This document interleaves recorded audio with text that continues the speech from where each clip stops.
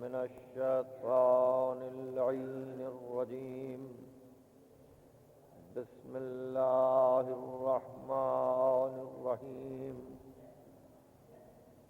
الحمد لله الذي لا يفره المنع والجمود ولا يقضيه الإعطاء والجود، إذ كل موت منتقص سواه وكل مانع مذموم ما خلاه.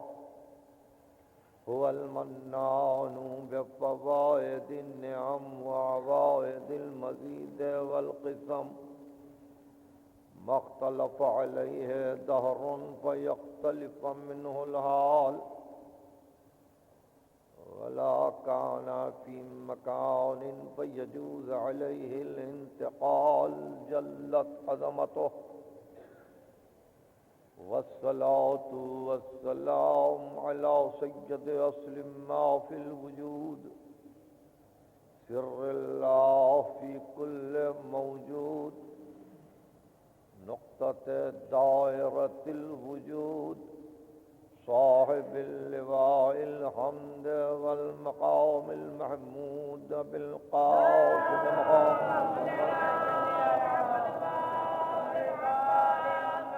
أهل بيته الطيبين الطاهرين المعصومين المظلومين الذين أذهب الله عنهم الرجس وطهرهم تطهيرا.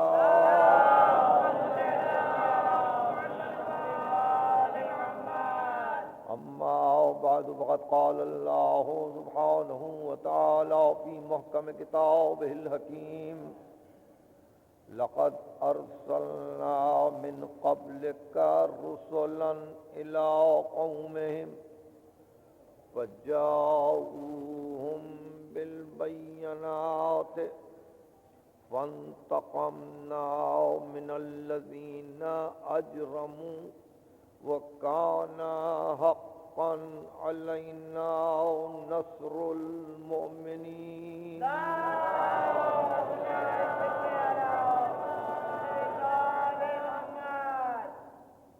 نصرت حق اور مومن کے عنوان پر یہ تیسری تقریر آپ سماعت فرما رہے ہیں. کل جن آیات کے تلاوت کی عزت حاصل کی گئی تھی ان آیات کو سورہ صف اور سورہ حج سے پڑھا گیا تھا، اور مفاد یہ تھا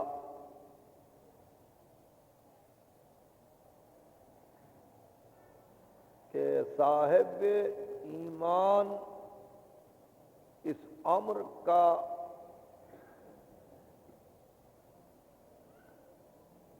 اعلان کر سکتا ہے اور اس امر کا ایقان رکھتا ہے کہ اس کی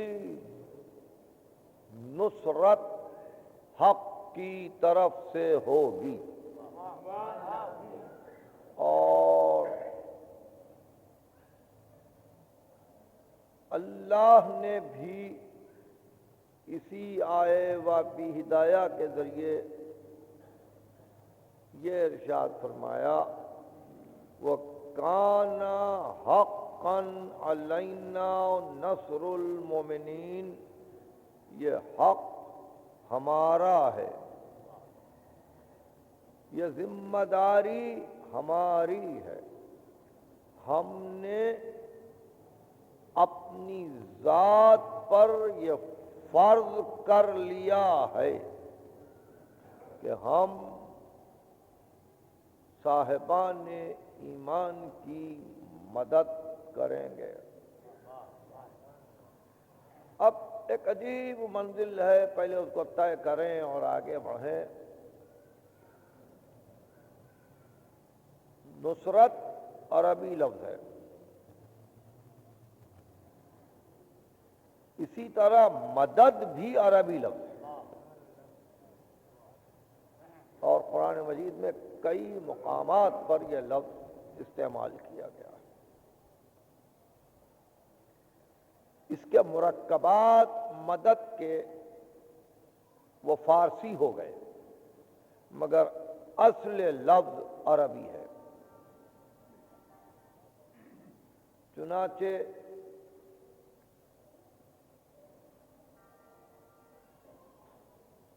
اس لفظ پر جب آپ فکر کریں گے تو پتہ چلے گا کہ لفظ مدد مومن اور کافر دونوں کے لیے ہے۔ مومن اور کافر دونوں کے لیے مدد ہے، اور دونوں کی مدد کی جا سکتی ہے، مگر نصرت فقط مومن کے لیے ہے، کافر کے لیے نہیں۔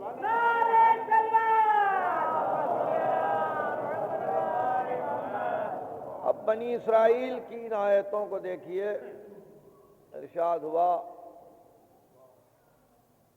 کہ من کان یرید العاجلۃ عجلنا لہ فیہا ما نشاء لمن نرید۔ جو تیزی سے گزرنے والی دنیا مانگے،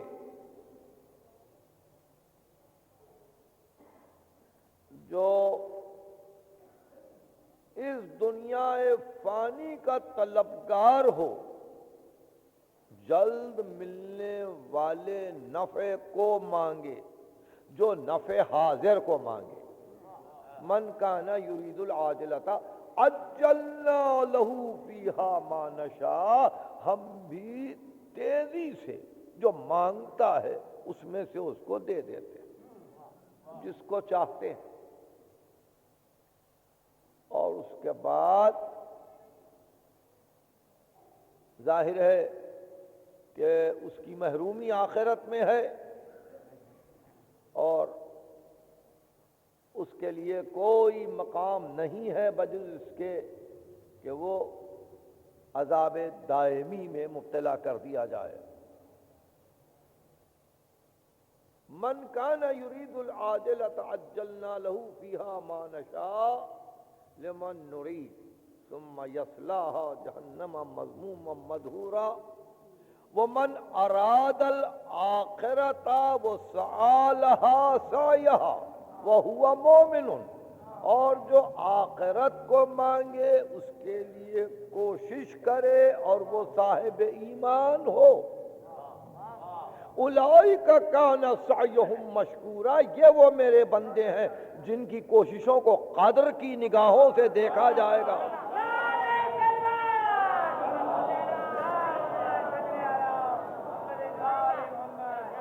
من اراد الآخرۃ سعی لھا سعیھا وہو مؤمن، جو آخرت کا ارادہ کرے، جو آخرت کو مانگے اور اس کے لیے کوشش کرے اور وہ صاحب ایمان ہو، فاولئک کان سعیہم مشکورا، ان کی کوششوں کو قدر کی نگاہوں سے دیکھا جائے گا، اس کی قدر کی جائے گی۔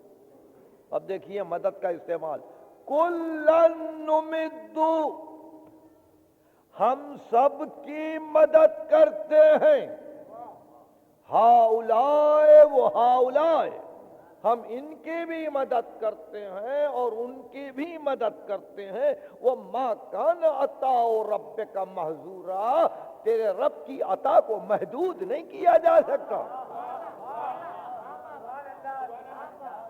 آپ نے کہا لفظ مدد کا استعمال ہے، ہم کافر کی بھی مدد کرتے ہیں، ہم مومن کی بھی مدد کرتے ہیں۔ اگر کافر دنیا چاہے تو اس کو دنیا دیتے ہیں، اگر مومن آخرت چاہے تو اس کو آخرت دیتے ہیں۔ تو قرآن میں لفظ مدد مومن اور کافر دونوں کے لیے آیا ہے، مگر نصرت کے لیے کہا کان حقا علینا نصر المومنین، ہم پر حق ہے کہ صاحبان ایمان کی مدد کریں۔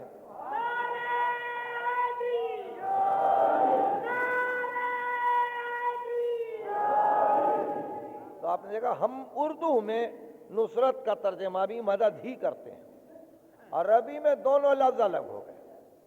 مدد کا استعمال قرآن میں کچھ اور ہے اور نصرت کا استعمال کچھ اور ہے۔ جب ترجمہ کرتے ہیں تو ہم کہتے ہیں مددگار ہے، ناصر کا ترجمہ مددگار ہے، نصرت کا ترجمہ مدد ہے۔ لیکن اسی طرح سے جیسے کہ آیت کی تلاوت کی عزت حاصل کی گئی، ارشاد ہوا کُلًّا نُمِدُّ ہؤلاء وہؤلاء، ہم ان کی بھی مدد کرتے ہیں، ہم ان کی بھی مدد کرتے ہیں۔ وَمَا كَانَ عَطَاءُ رَبِّكَ مَحْظُورًا، تیرے رب کی عطا کو محدود نہیں کیا جا سکتا، کنفائن نہیں کیا جا سکتا، اس کو کسی مقام کے لیے مختص نہیں کیا جا سکتا۔ جو مانگتا ہے ہم دیتے ہیں، جو اپنی لسان استعداد سے طلب کرے ہم اس کو عطا کرتے ہیں۔ یہ مدد ہے، یہ مدد۔ لیکن نصرت کی منزل وہ ہے جو صرف صاحب ایمان کے لیے مخصوص ہے۔ یہ فرق ہے قرآن مجید میں مدد اور نصرت۔ اور اس طرح آپ جب سورہ صف کی تلاوت کر رہے تھے کل، تو یہ ارشاد ہوا تھا خداوند علی اعلیٰ کا اس سورے میں کہ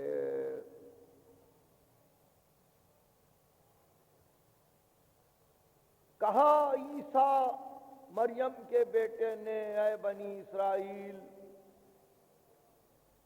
اذ قال عیسی ابن مریم یا بنی اسرائیل انی رسول اللہ الیکم، میں تمہاری طرف اللہ کا رسول ہوں، مصدقا لما بین یدی من التوراۃ ومبشرا برسول یاتی من بعدی اسمہ احمد، کہ میں تورات کی تصدیق کرتا ہوں جو کتاب مجھ سے پہلے آ چکی، اور میں بشارت دے رہا ہوں اس آنے والے کی جو میرے بعد آئے گا اور اس کا نام احمد ہے۔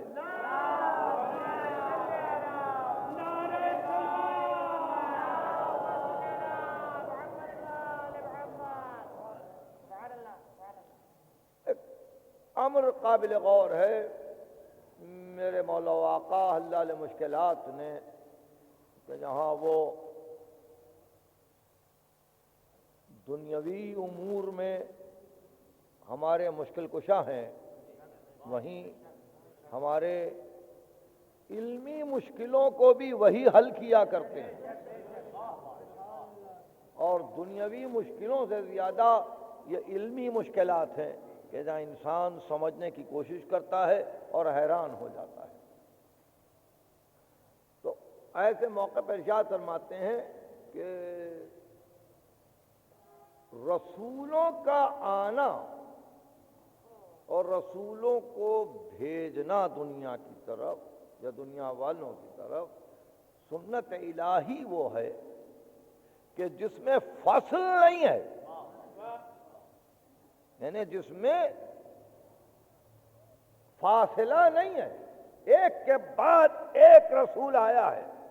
لقد ارسلنا رسلنا تترا، ہم نے لگاتار رسول بھیجے۔ ارشاد فرماتے ہیں لم یخل سبحانہ خلقہ من نبی مرسل، اللہ نے خلقت کو کبھی نبی مرسل سے خالی نہیں رکھا۔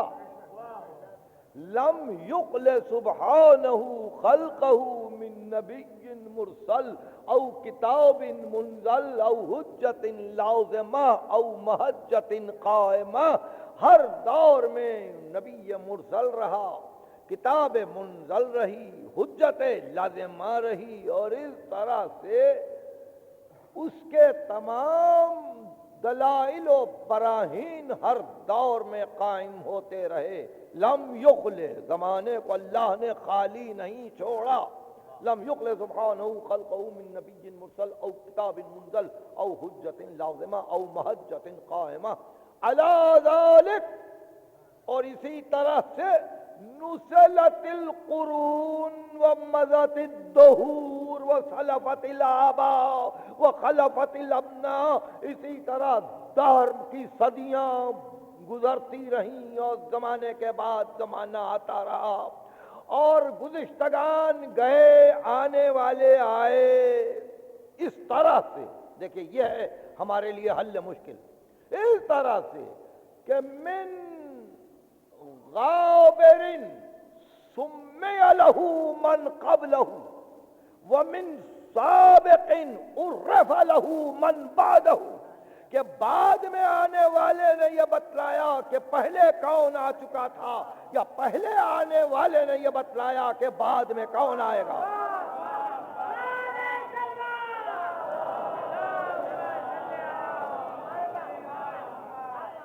مبشراً برسول یاتی بعد من بعدی اسمہ احمد۔ امیر المومنین اس کی تشریح کرتے ہیں کہ من غابر سمی له من قبلہ او سابق عرف له من بعدہ، بعد میں آنے والے نے پہلے آنے والوں کے نام لیے، یا ایسا ہوا کہ پہلے آنے والوں نے بعد میں آنے والوں کا تعارف کروایا، الی ان، یہاں تک، الی نفدت کرامت اللہ الی محمد ابن عبداللہ۔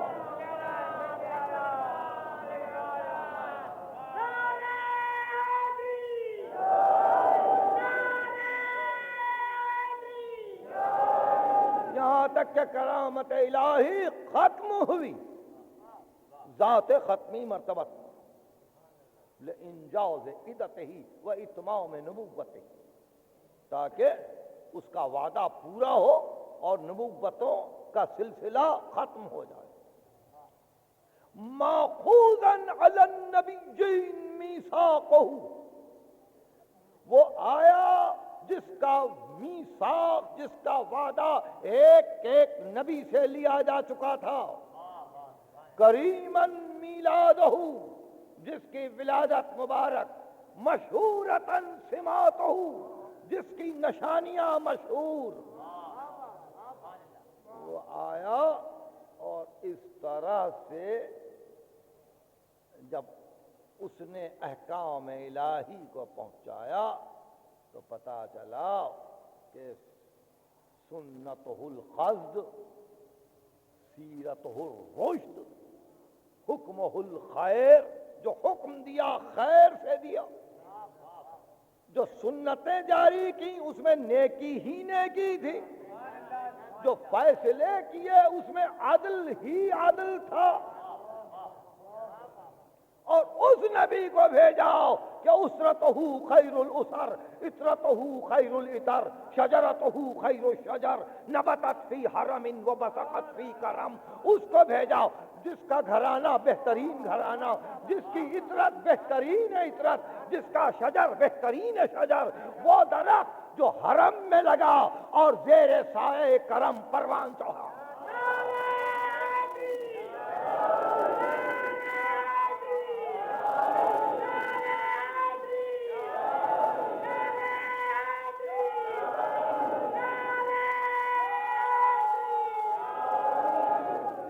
نبتت فی حرم وبسقت فی کرم، وہ درخت، وہ شجر جو حرم میں لگایا گیا اور زیر سایہ کرم الہی وہ پروان چڑھتا چلا، یعنی نفس نے پہچنوایا،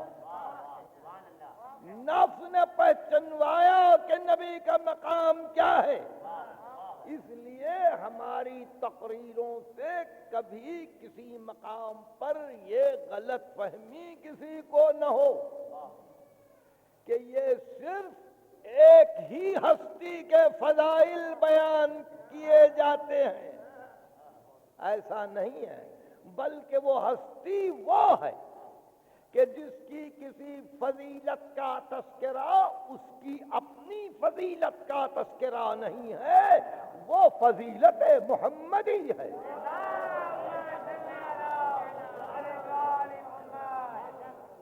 تو مشکل کشا نے اس مشکل کو بھی آسان کر دیا، اور یہ بڑا مشکل امر تھا، عرفان رسول، معرفت رسول، جو ہر کس و ناکس کے لیے ممکن نہیں ہے۔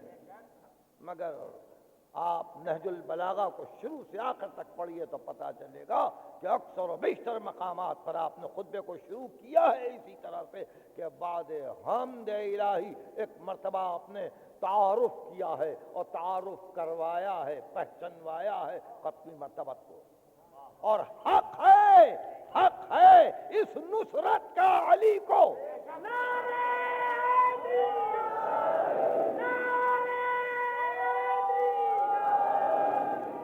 یہ نصرت حق ہے، یعنی فقط یہی نہیں ہے کہ تلوار کھینچ کے کوئی میدان میں آئے، نصرت یہ بھی تو ہے کہ کسی کو پہچنوائے تاکہ ایمان میں اور اضافہ ہو، صاحبان ایمان اس سے اور زیادہ لطف اندوز ہوں، تاکہ صاحبان ایمان کو اس امر کا پتہ چلے کہ حقیقت میں ہم نے ابواب عرفان کو کھولا ہے اور ہم معرفت کی راہوں سے گزر رہے ہیں۔ یہ تعارف ختمی مرتبت کا اور امیر المومنین کی زبان سے حق انہی کا ہے، یہ منزل نفس ہے، اور مقام خاتم مقام عقل ہے، مقام عقل ہے، وہ عقل اول ہے، صبح اول ہے، روح اول ہے، وہ نور اول ہے۔ اول ما خلق اللہ العقل، سب سے پہلے خدا نے عقل کو پیدا کیا، اور یا دوسری مرتبہ کہا اول ما خلق اللہ نوری، سب سے پہلے خدا نے میرے نور کو پیدا کیا، تو ان کا نور اور عقل دونوں ایک ہیں۔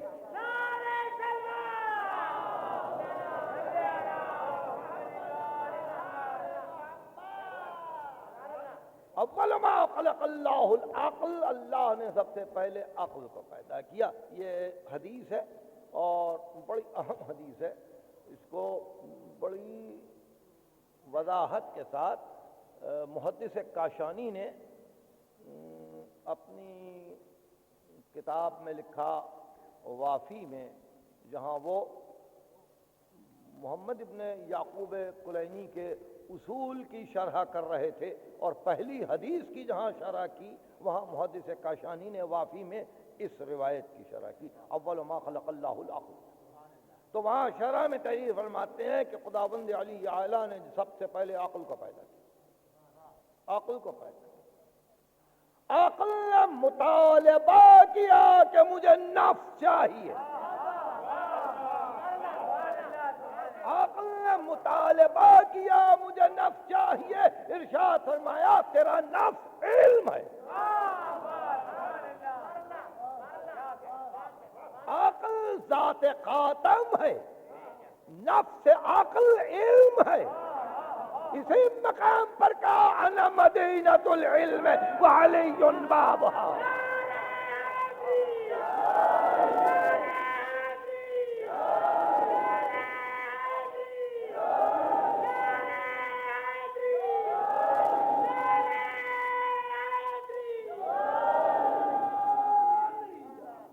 عقل کو نفس عطا کی، اور نفس کے لیے کہا کہ نفس علم۔ اس کے بعد یہ حدیث آگے بڑھتی ہے، بہت غور سے کہا کہ عقل اور نفس کے آ جانے کے بعد جسم کی تیاری ہوئی. کہا اس کو روح عطا کی، وہ فہم ہے. اس کے سر کو زہد سے بھر دیا، اس کی دونوں آنکھوں میں حیا عطا کی. عقل اول، اس کے دونوں آنکھوں میں حیا عطا کی، اس کی ہمت میں رافت دی، اس کی زبان پر حکمت کو جاری کیا، اس کے دل کو رحمت سے بھر دیا.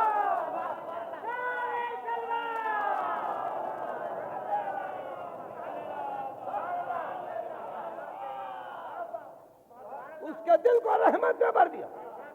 اور اس کے بعد کہا لے 10 صفتیں اور دیتے ہیں، اور یہ کہہ کے 10 دولتیں عطا کی: ایمان، صدق، یقین، اخلاص، شکر، قناعت، ورع، اور اسی طرح سے محبت الہی اور معرفت حق. سب سے آخر میں شکر کی دولت دی اور کہا یہ 10 دولتیں عطا کرتے ہیں. عقل نے سجدہ کیا.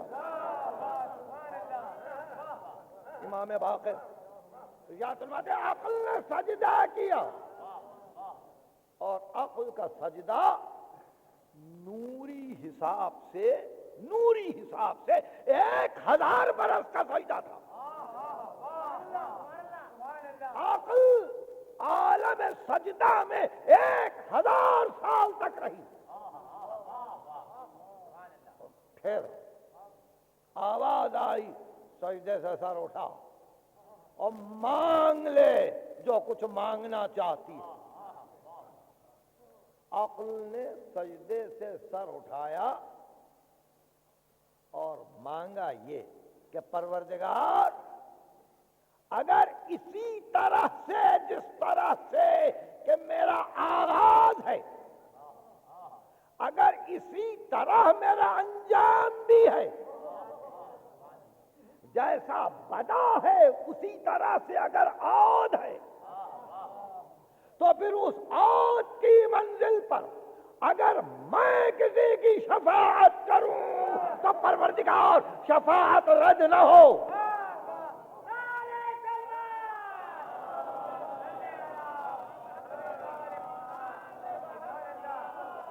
آواز آئی قبول. عقل کی شفاعت رد نہیں ہوگی. یہ اذن ملا، مگر شرط یہ کہ جس طرح سے کہ آغاز تھا اگر ایسا ہی انجام. اس کے معنی یہ کہ اگر اسی طرح سے مقام نورانیت میں مجھے لا کر کھڑا کیا جائے اور عالم نور میں ایک ایک کو دیکھ کے پہچانوں، تو ایسے موقع پر وہی آیت ہے، ارشاد ہوا کما بدأنا اول خلق نعیدہ، جیسے ہم نے اول خلق کی ابتدا کی تھی اسی طرح سے اس کو لوٹا دیں گے.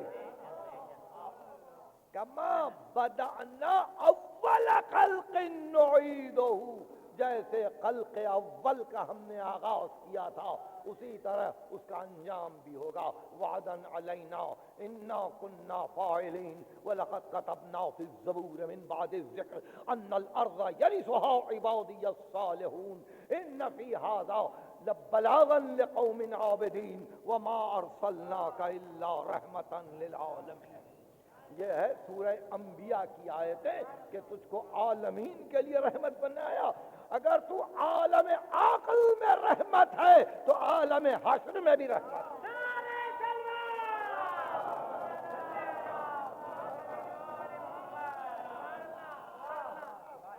بہرحال اس منزل پر پہنچ کر گفتگو یہ تھی کہ نفس وہی ہے،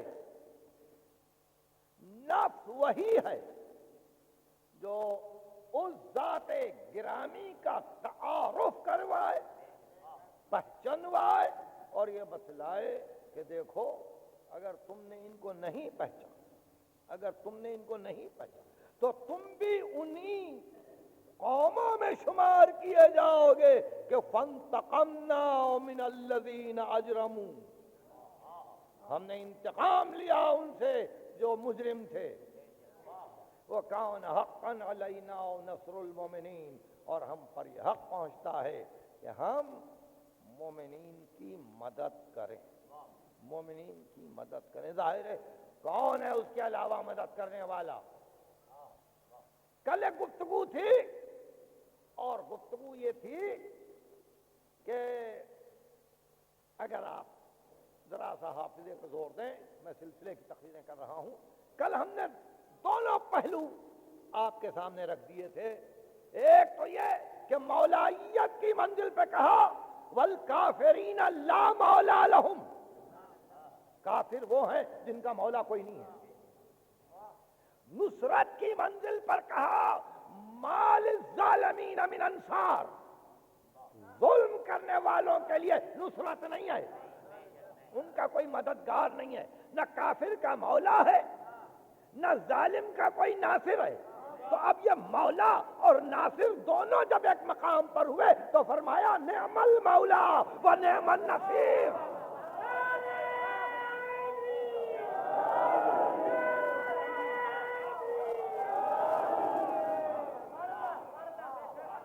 نعم المولا و نعم النصیر، اچھا مولا، اچھا مددگار۔ جہاں مولا ہی نہیں وہاں مددگار کہاں سے آئے؟ جہاں مولا ہی نہیں وہاں مددگار کہاں سے آئے؟ ذات واجب نے اپنے آپ کو مولا کہا ہے۔ اس لفظ کی قدر جانو،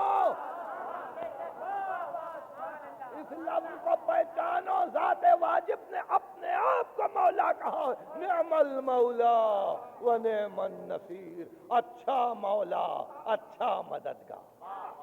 کافروں کا مولا نہیں یہ قرآن، ظالموں کا کوئی ناصر نہیں یہ قرآن۔ دونوں کو ایک جگہ ملایا تو دونوں صفات اپنی ذات کے لیے استعمال کیے اور کہا نعم المولا و نعم النصیر، اچھا مولا، اچھا مددگار۔ تو جس کی مولائیت اس درجہ کمال پر پہنچے بعد خدا کہ رسول کہے اگر میں مولا،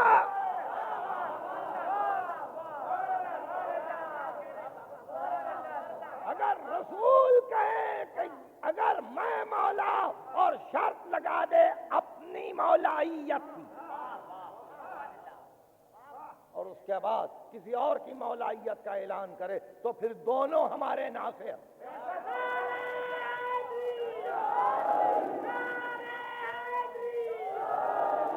دیکھیے بڑی اہم گفتگو چھڑ گئی ہے اور میں نے کبھی یہ دعویٰ نہیں کیا کہ میں کسی چیز کو ایک تجدد کے ساتھ پیش کر رہا ہوں، اس میں کوئی انوکھا پن نہیں ہے۔ آپ ہی کا حافظہ ہے، آپ ہی کی پڑھی ہوئی چیزیں ہیں، مگر میرا کام ہے کہ ان حقائق تک آپ کو پہنچاؤں کہ جہاں سے آپ اپنی ہی پڑھی ہوئی چیزوں کو سمجھ سکیں اور پہچان سکیں کہ گفتگو کیا ہو رہی ہے۔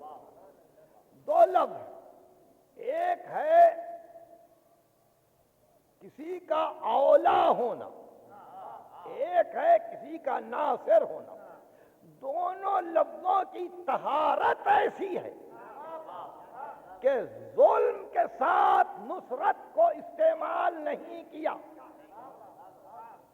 ظلم کے ساتھ نصرت کو استعمال نہیں کیا، اور کفر کے ساتھ مولائیت کو استعمال نہیں کیا، اور کہ کافر ہے تو مولا نہیں، کوئی ظالم ہے تو اس کا کوئی ناصر نہیں۔ اور دونوں صفتوں کو جب اپنی بارگاہ سے منسوب کیا تو کہا اچھا مولا، اچھا مددگار۔ یعنی اب جس درجے کا مولا، مولا اس درجے کا مددگار،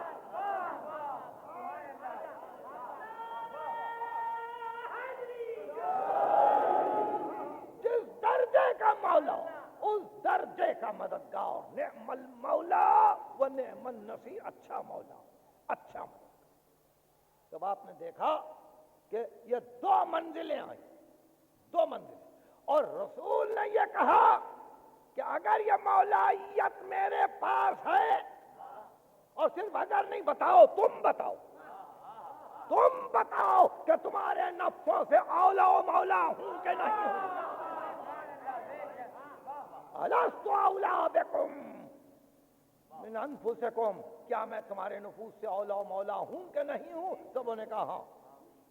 تو اس وقت اپنی مولائیت کو بتلایا۔ دیکھیے میں ایک عجیب مسئلے کی طرف جا رہا ہوں اور ایک ایسی راہ سے گزر رہا ہوں تاکہ آپ کے لیے معقول محسوس ہو جائے، اس لیے کہ یہ حدیث جو ہے وہ ایک ایک بچے کو یاد ہے جس کو میں پڑھ رہا ہوں، کہ اپنا تعارف کروایا رسول نے، مگر اپنا تعارف بھی اس طرح سے کروایا کہ پہلے پوچھ لیا کہ کسی کو کوئی اعتراض تو نہیں ہے،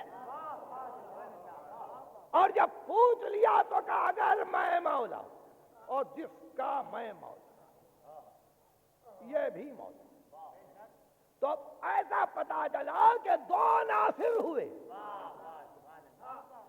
دو مددگار ہوئے۔ اس لیے آپ کے زمانے کے امام سے پوچھا ان کے نائب سیم نے کہ فرزند رسول، آپ کے دوست کہہ رہے ہیں کہ اگر ہم پر مصیبتیں پڑیں تو ہم کیا کہا کریں؟ تو مفاتیح میں یہ دعا موجود ہے، اس کو یاد رکھیے۔ آپ ارشاد فرماتے ہیں یوں پکارے ہمارے دوست، یا محمد و یا علی انصرانی فإنکما ناصرایا، اے علی اے محمد و اے علی، تم دونوں میری مدد کرو، اس لیے کہ تم دونوں میرے مددگار ہو۔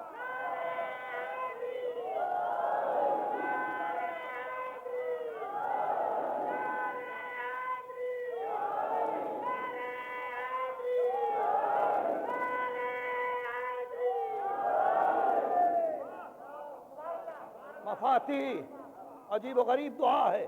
اب سارے مسائل امام نے حل کر دیے کہ کسی کے ساتھ حرف ندا آ سکتا ہے کہ نہیں، یہ یا کوئی استعمال کر سکتے ہیں کہ نہیں۔ خود معصوم نے کہا یا محمد و یا علی انصرانی فإنکما ناصرایا، اے محمد و اے علی تم دونوں میرے مددگار ہو جاؤ، اس لیے کہ تم دونوں میرے مددگار ہو۔ یا علی جو یا محمد اکفیانی فإنکما کافیایا، اے علی اور اے محمد تم دونوں میرے لیے کافی ہو جاؤ، کفایت کرو، اس لیے کہ تم دونوں میرے لیے کافی ہو۔ یہ حجت عصر کی بتلائی ہوئی دعا ہے، اس کا ورد کیجئے، آسان دعا ہے۔ بتلانا اس دعا کو پڑھ کر یہ تھا کہ بتلایا یہ کہ دونوں ناصر ہیں، اس لیے کہ دونوں مولائیت کی منزل پر ہیں۔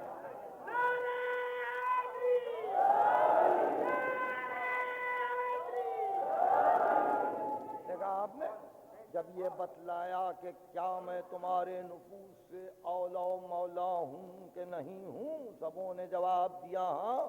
آپ نے اپنی مولائیت کا اعلان کیا اور ساتھ ہی اپنے نفس کی مولائیت کا اعلان کیا، تو اس کے لیے حضرت حجت نے کہا یہ دونوں چونکہ مولا ہیں اس لیے ناصر ہیں۔ نعرہ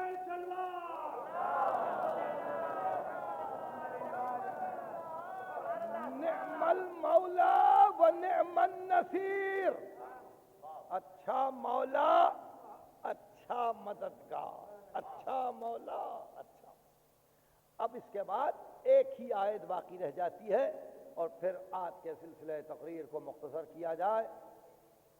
دیکھیے یہ سورہ بقرہ کی آیت جہاں دونوں الفاظ کو ایک جگہ کرتے ہیں، اور وہ الفاظ یہ ہیں کہ ما لہم من دون اللہ من ولی ولا نصیر، ان کے لیے اللہ کے سوا نہ کوئی ولی ہے نہ کوئی مددگار،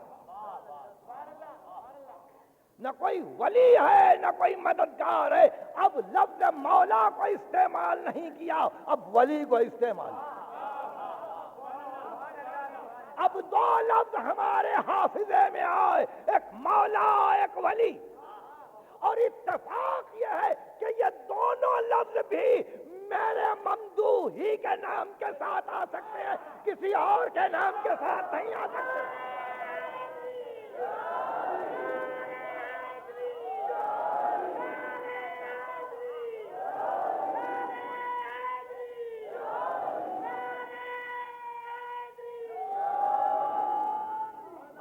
ما لهم من دون اللہ من ولی ولا نصیر، نہ ولی ہے نہ نصیر ہے۔ تو پہلے مولا کا نعم المولا و نعم النصیر، اب ولی کا۔ تو عجیب منزل ہے کہ یہ دو لفظ مولا اور ولی، یہ دونوں پھر کسی اور نام کے ساتھ نہ آ سکے، نہ آ سکے۔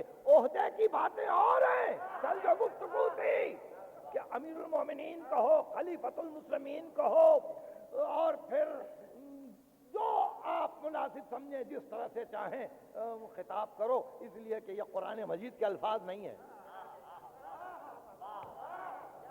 یہ قرآن مجید کے الفاظ نہیں ہیں۔ قرآن مجید میں دو ہی لفظ ہیں، یا ولی ہے یا مولا ہے۔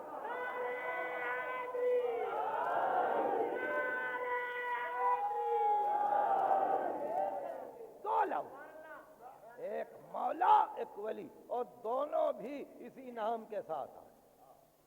یا آپ نے نام لے کے کہا مولا، یا آپ نے نام لے کے کہا ولی۔ اور ولی تو اتنا سازگار رہا اس نام کے ساتھ کہ وزن بھی ایک ہوا، رنگ بھی ایک ہوا، اور اس کے بعد پھر ساری دنیا کو ہوس رہ گئی، اور ساری دنیا اسی راستے پر چلی۔ یہ عجیب و غریب باتیں دیکھیے، یعنی اس دور میں، علی کے دور میں، کوئی اور ایسا نہیں ہے کہ جس کے نام کے ساتھ یہ لفظ لیا جائے، دور علی میں نہیں ہے، لفظ ولی کا استعمال نہیں، مگر اتنی ہوس دنیا کو ہوئی کہ راستے بدل کے دنیا نے کہا کوئی ہم کو بھی ولی کہہ دے، کوئی ہم کو بھی ولی کہہ دے۔ ہزاروں ولی ہو گئے، مگر ہر بننے والا ولی یہ جان رہا تھا کہ رشتہ نہ ملوکیت سے جوڑا جا سکتا ہے، نہ سلطنت سے جوڑا جا سکتا ہے۔ اگر اپنی ولایت کو باقی رکھنا ہے تو پھر سلسلے کو علی سے لے جانا پڑے گا۔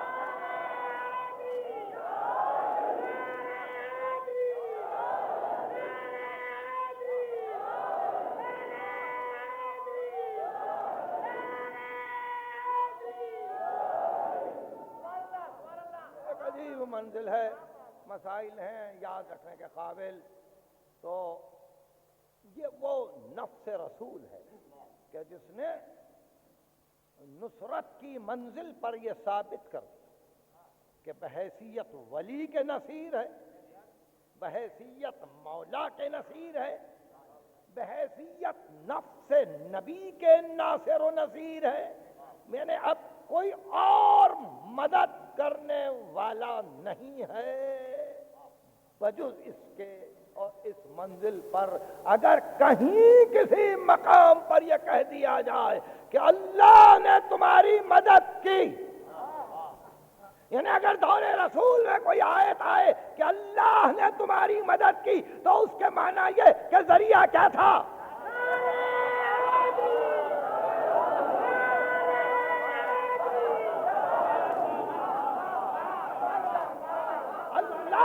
تمہاری مدد کی۔ آیت میں پڑھتا ہوں لقد نصرکم اللہ ببدر، اللہ نے بدر کی لڑائی میں تمہاری مدد کی۔ ذریعہ کیا تھا؟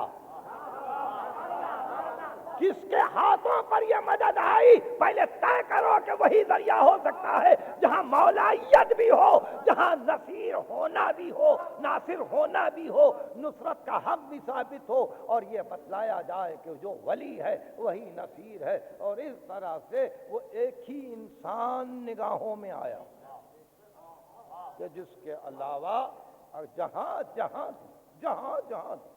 دوسری آیت لقد نصرکم اللہ فی مواطن کثیرہ، اللہ نے کثیر مقامات پہ تمہاری مدد کی۔ ان کثیر مقامات کو جو گنا گیا تو شاید 87 مقامات تھے کہ جہاں خدا نے مدد کی ہے۔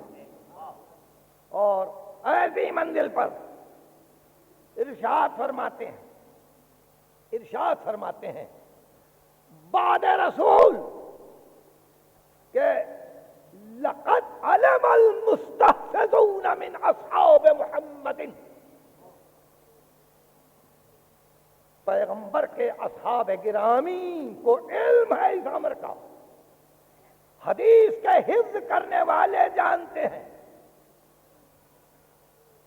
کہ لم ارد علی اللہ ولا علی رسولہ قط، کہ پہلی بات مجھ میں یہ تھی کہ میں نے اللہ کے اور اس کے رسول کے حکم کو کبھی ٹالا ہی نہیں۔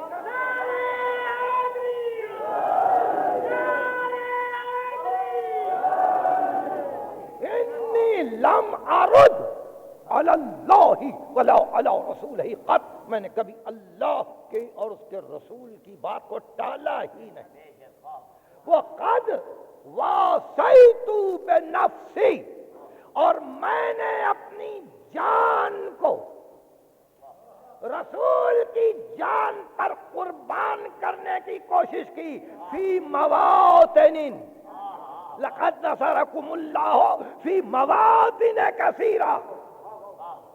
میں اس لیے خطبے سے استدلال کر رہا ہوں کہ وَوَاصَيْتُ بِنَفْسِي فِي مَوَاطِنٍ تَنْقُصُ فِيهَا الْأَبْطَالُ وَتَتَأَخَّرُ فِيهِ الْأَقْدَامُ، میں اس مقام پہ آگے بڑھ گیا جہاں بڑے بڑے پہلوانوں کے قدم پیچھے ہٹ گئے تھے اور بڑے بڑے تجربہ کار گھبرا کے کانپ رہے تھے، میں تھا کہ آگے بڑھتا جا رہا۔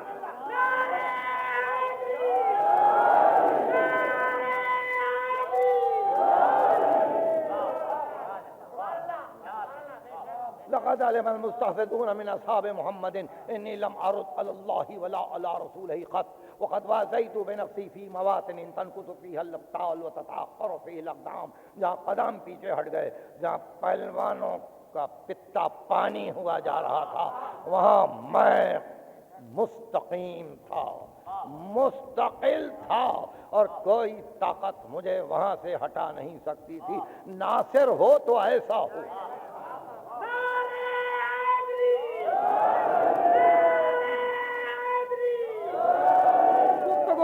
آج کی حد تک خاتمے پہ پہنچ رہی ہے، میں نے زحمت دی، مگر چند باتیں تو یقیناً آپ کو یاد رکھنی چاہیے، وہ یہ کہ جس کو نصرت کے لیے آج پکار رہے ہو، دنیا حیران ہے کہ یہ نام بار بار کیوں لیا جا رہا ہے، کل ہم اس پہ گفتگو کریں گے، مگر آج اتنا کہ یہ نام اس لیے اب لیا جا رہا ہے کہ اس نام سے اگر دنیا کے کاروبار کا کوئی تعلق بھی نہ ہو،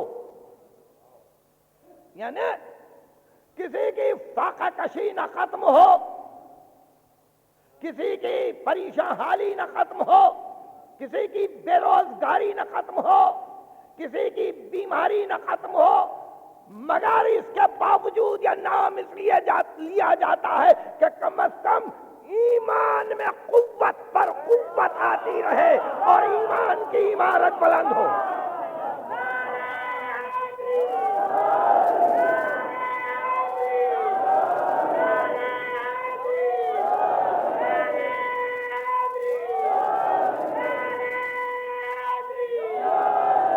تو دولت ایمان کی قدر کرنے والے وہ احوال دنیا پر نظر نہیں کرتے کہ بے روزگاری کا کیا ہوگا، پریشان حالی کا کیا ہوگا، فاقہ کشی کا کیا ہوگا، رہنے کے لیے کیا ہوگا، بسنے کے لیے کیا ہوگا، یہ باتیں اور ہیں۔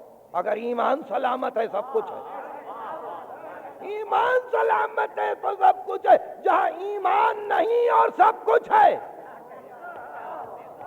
جہاں ایمان نہیں اور سب کچھ ہے، تو وہاں اس بے ایمانی کا انجام کیا ہے؟ یہ دنیا تو گزشتنی و گذاشتنی ہے، آخر نظر میں کسی کو منہ دکھانا ہے۔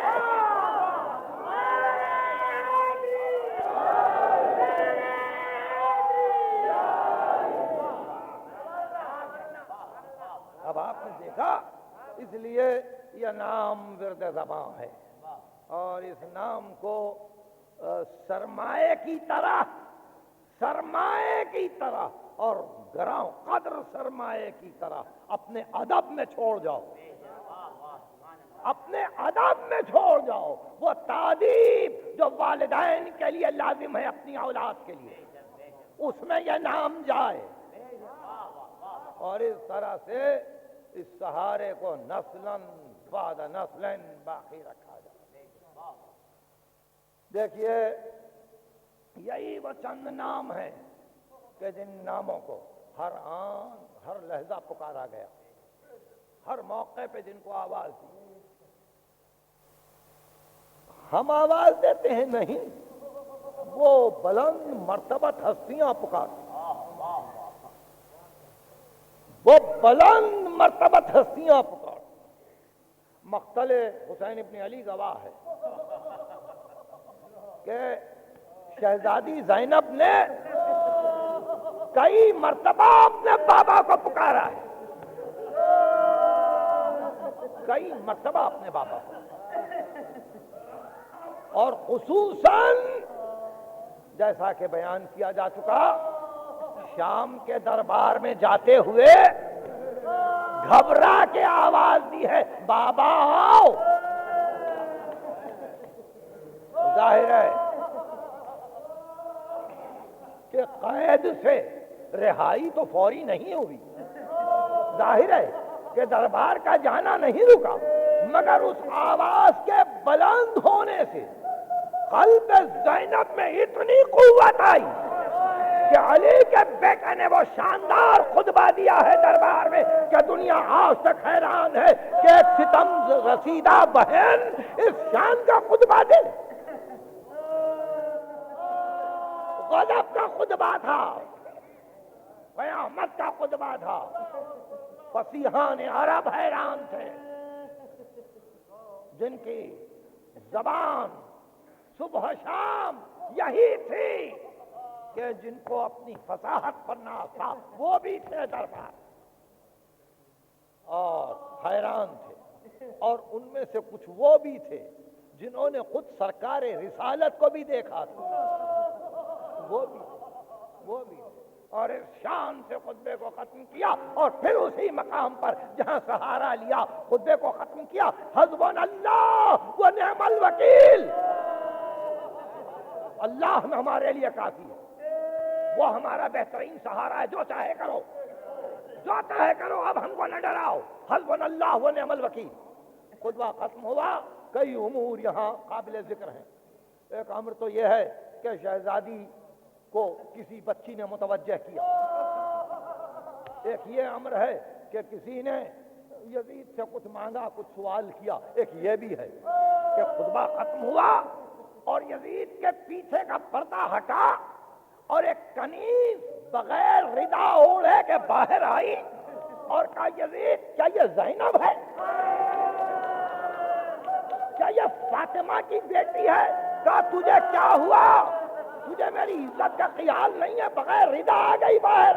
کہا خاک پڑے تیری عزت پر، میری آنکھ ابھی لگی تھی، میں نے فاطمہ کو خواب میں دیکھا، فریاد کر رہی تھی کہ میری بیٹیاں دربار میں آ گئی۔